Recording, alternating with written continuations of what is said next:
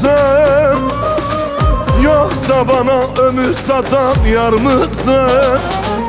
Parım parım parlayan yıldız mısın? Yoksa bana ömür satan yar mısın? Çok uzaktan gelen bana can mısın?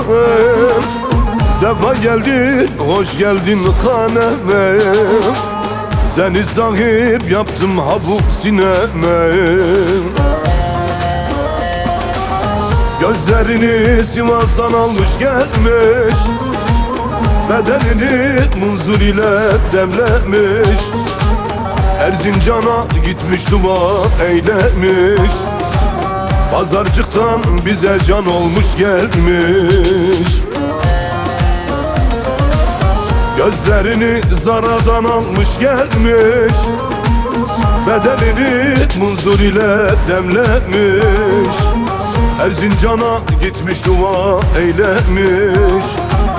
Elbistan'dan bize can olmuş gelmiş.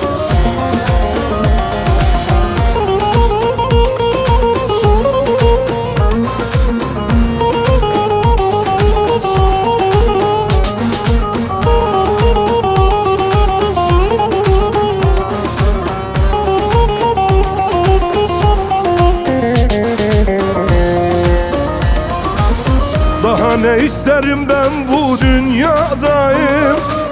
Munzur baba kabul etti duamdayım. Daha ne isterim ben bu dünyadayım? Munzur baba kabul etti duamdayım. Ne de güzel gülüyor bak karşımdayım.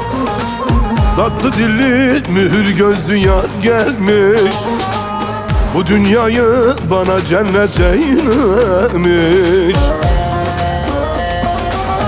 Gözlerini Sivas'tan almış gelmiş, bedenini munzur ile demlemiş. Erzincan'a gitmiş dua eylemiş. Pazarcıktan bize can olmuş gelmiş.